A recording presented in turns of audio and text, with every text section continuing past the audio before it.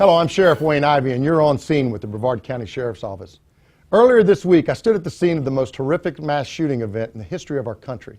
It was an act of terror that occurred relatively close to our community and an attack on humanity that none of us can comprehend or explain.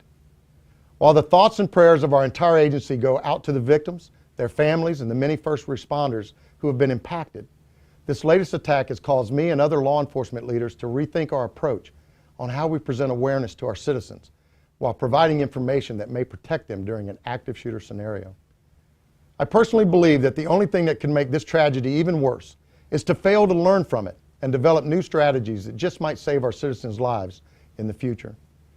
In early December of last year, I released a video titled "Enough is Enough" that asked our citizens to be prepared in the event of a violent attack or active shooter scenario.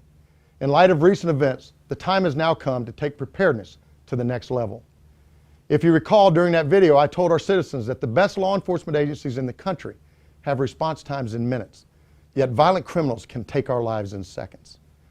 As such, our citizens are the true first line of defense for themselves, their family, their friends, and their co-workers in the event of a violent situation. I can tell you that in virtually every attack or active shooter situation, once the incident starts, the cavalry is coming, but history tells us that when they arrive, they find far too many dead and even more critically injured. That's why it's extremely important to understand that if you find yourself in the middle of an active shooter scenario, your actions and the actions of those around you during the first 30 seconds of the attack may very well determine your chances of survival. Traditionally, law enforcement has instructed our citizens that in the event of an active shooter or violent attack, they should run, hide, fight. Starting right now, our agency is revising our awareness message for our citizens. Our plan as a community and as a country needs to be, if you can't evade or escape the incident, then defend yourself and fight like your life depends on it, because it truly does. Priority number one is your safety, the safety of your family and the safety of your loved ones and friends. If there is no other option for survival, fight to neutralize or eliminate the immediate threat.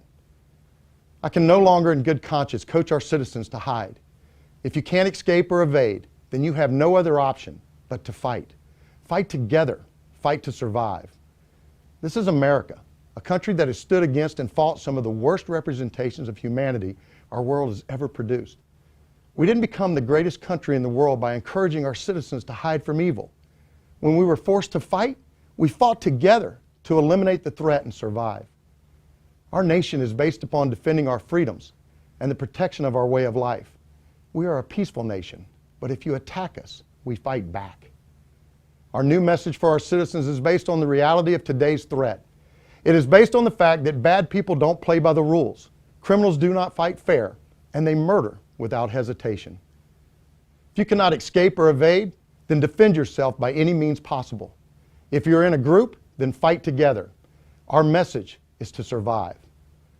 There is no doubt that an active shooter, regardless of their agenda or motivation, is a terrorist that is committed to creating fear and waging war against our society and our citizens.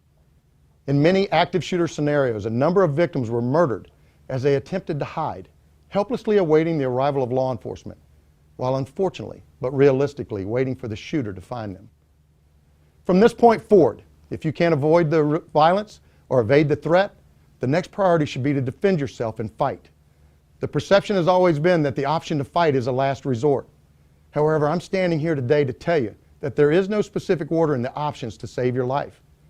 Be prepared to make difficult decisions in seconds while doing everything you can to save yourself and those around you. Accept the scenario and understand that it is the worst scenario imaginable. Your situation will dictate the tactics and direction you will need to take to survive. General George Patton once said, "A good plan, violently executed now, is better than a perfect plan next week." I personally believe that in an active shooter scenario, survival may be determined in seconds, and every second counts. Law enforcement has traditionally adapted to new methods and tactics to address threats, so it's only logical that we have to change our way of thinking on how we train our citizens to survive. Essentially, it's time to give our citizens the awareness and tools they need to be sheepdogs and not the sheep. It's also time that we send a clear message to the cowardly wolves who expect to find sheep. This is America, and the game just changed. As we face attack after attack, it's our time to change our way of thinking.